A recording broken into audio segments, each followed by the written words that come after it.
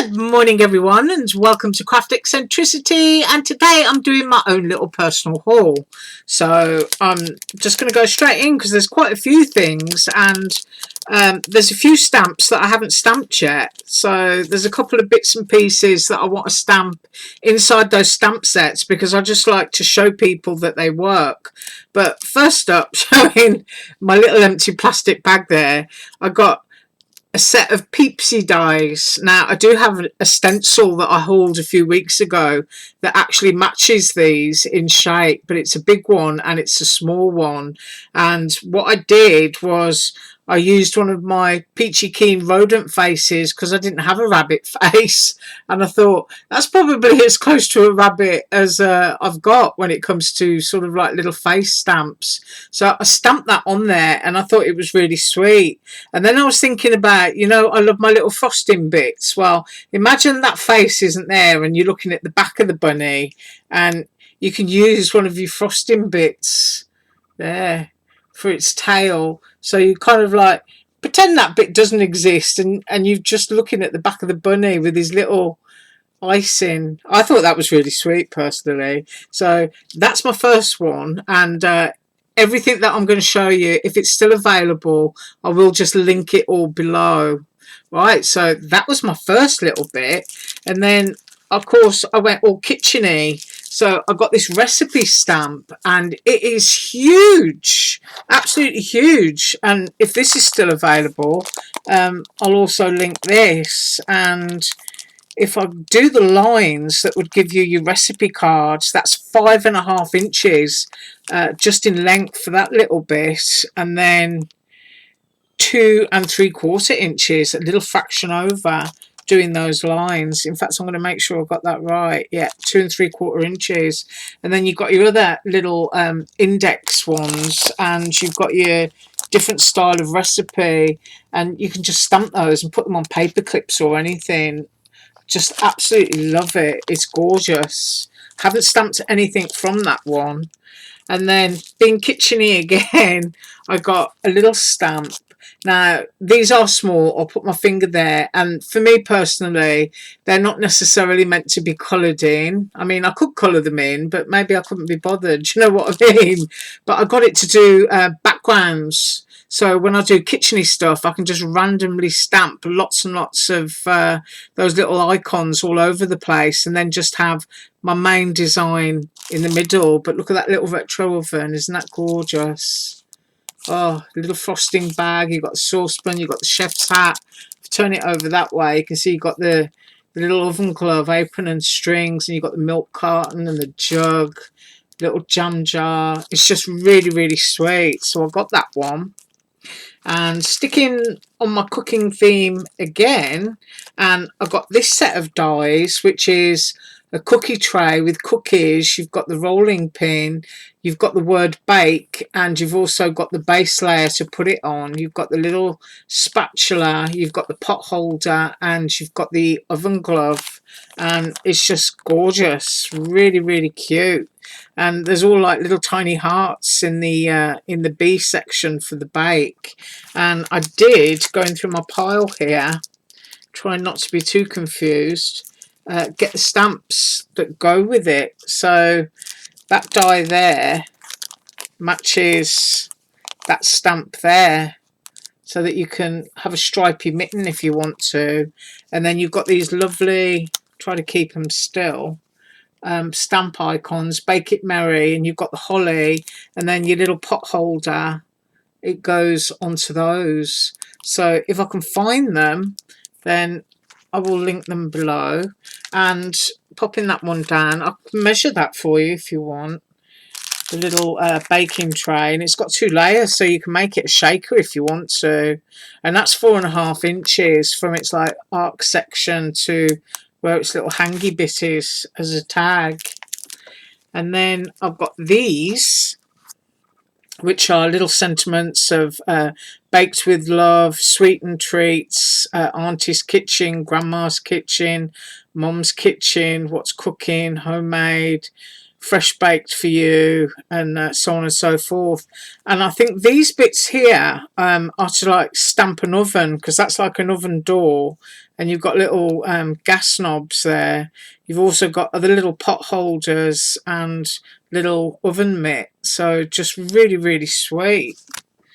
And I also got some little Christmas ornaments which all layer up, and you've got different bits, because I do love vintage indent ornaments, which is, you know, like what that bit would represent. And there's also a cute little deer on that set, so I got that one. And then I got, what have I got? Oh yeah, I got my little Christmas gnomes. Aren't they sweet? I just absolutely love those. There's a huge variety on there, and I also got the matching dies, so gonna have some fun with that one. And usually what I do when I'm colouring in small things like this, for example, the Christmas tree, I'll stamp the Christmas tree and I will leave the stamp on the platform so that it remembers where it is. And then I'll colour it in and then I will re-stamp so that, you know, you're getting good coverage and colour into small areas.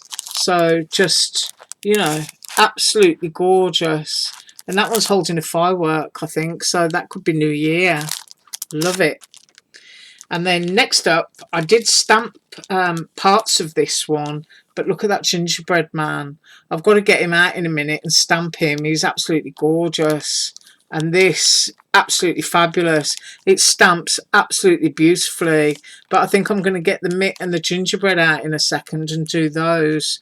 And this is what I did, having a good old play around. I just did a topper. And the ho ho ho stamp's gorgeous. All of the snowflakes. Let's try and get a close up there so that you can see the impression. Just really, really lovely.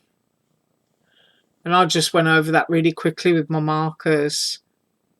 Just love it. So you can see a nice crisp Merry Christmas.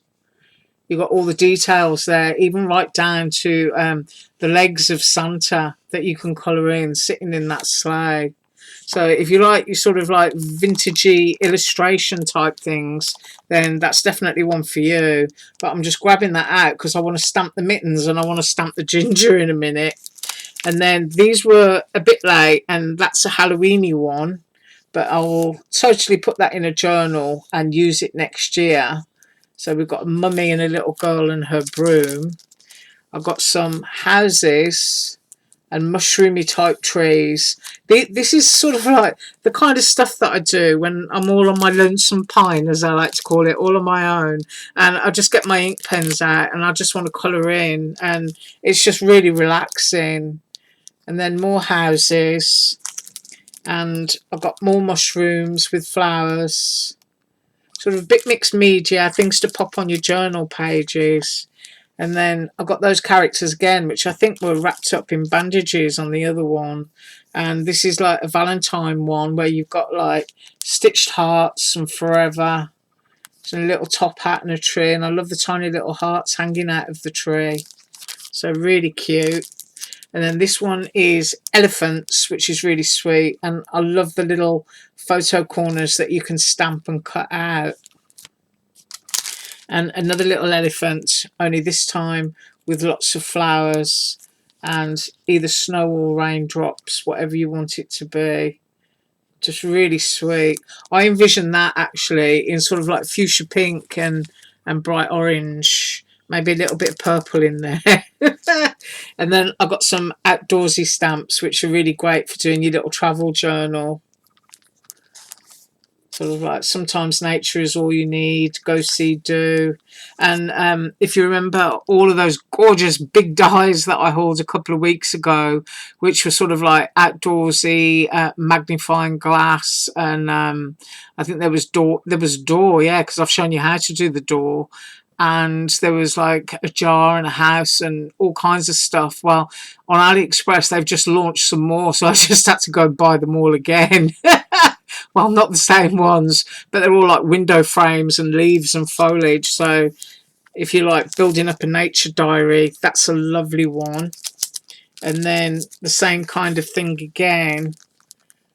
You've got birds in nests and butterflies. You've got little wildflowers. Just really, really lovely. And if I reach over and grab a sheet of cardstock. These ones are quite large. Well, I've got my finger in there, you can see. And these are all really, really cute robots. So I think they're just going to look awesome on a birthday card. And then I've got a Christmas one that I can use. And it's a snow globe, snowflakes, warm wishes, Merry Christmas. And then I've got my girl down there with her deer antlers. And I can see that going in the right-hand corner of a planner or something. And this one is mega huge. I mean, it really is big. And if there is still a link for this, I'll measure it so that you know. It is 6 3/4 inches, that tree. So I'm likely to sort of like cut a few of those out and fold them in half and make a little sort of like funky mixed media Christmas tree ornament. And then this one is kind of like a chunky Santa. He's a rotund Santa. And then we've got snowflakes. I've been good all year, week and day. Yeah, that's me. Prezzies, and then a little sort of like Christmas sprig. So that's another cute one. And then I've got the Nutcracker, which has got ornaments, and that's another large one. In fact, I'll measure him so that you can see. Large ornaments again.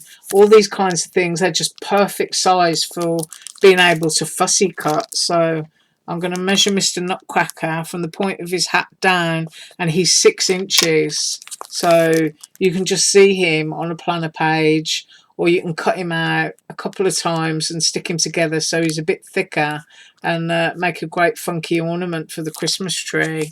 So that's what I've got. And I'm now going to get my stamp plant form and stamp a couple of stamps. So I'll just pause and be right back. Right, so I'm back and I'm going to stamp without whacking the camera as usual. I'll just move that out of the camera's cord. And I've always got my 2mm fun foam from Walmart in there. You don't need me to talk about that again. It just helps with getting a much, much better stamp. Right, and I want the gingerbread and I want the mittens. And I think I'm going to stamp the candy cane. So there's my little gingerbread, and peeling them off. There's my candy cane. And what else did I... Oh yeah, my mittens. It's just nice to see that, you know, things are crystal clear. So first of all, I'm going to do my gingerbread, and I'm just going to pop that down anywhere and pick it up. And I'm using VersaFine Clair. I use the majority of the black inks, you know, Memento and whatnot. But VersaFine Clair is the best at fine detail, as is VersaFine. So first of all, it's always good just to rest it there gently, because you just, you know, you never know if you've got a good impression just by resting it, which I haven't. So now I'm just going to apply a little bit of pressure, but I don't want to overdo it because it's got nice details. And sometimes if you over squash your stamp, you can spread it out. So let's see if we can get the best point there on the camera. Close that lid out of the way. Oh, some days my camera is good and some days it is bad. There we are. So you can see it's an absolutely gorgeous stamp. And if I put my finger in there, I'm quite able to sort of colour and fussy cut something like that out. I would do multiples of them, in fact, because I just think it's really, really sweet. And I'm just going to pop that back in, and now I'm going for the mitts. And I think I'll stamp my mitts up the corner. And I need to... It's all right. My camera cable hangs down right here, so that when I lift my lid up, I usually end up bashing it. So I'm trying to avoid doing that, because I don't want to dislodge my camera. So drop that down. Once again, just rest it, because sometimes you can get a really good impression just by shutting the lid. And I did. And my camera just moved. So if I pick that up, move it slowly, there you go. Lovely vintage illustration of winter mitts. And now I'm going to do the same with the candy cane. And this is all in that set there where you just saw the Santa in his sleigh. Don't know if I need to use some WD-40 on the lid of my my stamp platform. It gets a bit squeaky. Whoops. Pop that down. Yeah. What a calamity. Do that gently. It's right. This is my silicone mat here. And once again, just had to close the lid and it was a perfect stamp. So if those are the kinds of stamps that you like, they're beautifully illustrated and they work. Right, I'm just going to pause and grab another set. Right, so this one has got fine lines and detail. So I think I'll choose to do one of these because, of course, when using silicone, getting a fine line is usually one of the hardest things to achieve, which isn't so hard on photopolymer because it's a more robust stamp. It's a thick, rigid stamp compared to silicone. So I'm trying to think. Do I go for the mushrooms? I think I will because it's got a lot more detail. And let's see if this stamps. So just close the lid up and grab that. And then, of course, I just tidy all my mess up after. And it's taken the ink beautifully. I can't see any pooling on the surface. So, first of all, I'm just going to, you know, rest it and see what we've got with no pressure. And lift that. You can see it needs a little bit of pressure there. But you don't want to, you know, sort of like overdo it when you've got fine stamps because you want the detail. And that is absolutely perfect. Look at that. Absolutely gorgeous. Love that. Ooh. So I'm going to go off and have some stamping fun, and that's what I've got for you today. Now I will tell you that I am up tomorrow with Brilliant House Store Design Team Haul and a couple of projects from that. So I thank you so much for watching, and as usual, all links below. Have an awesome day. Bye.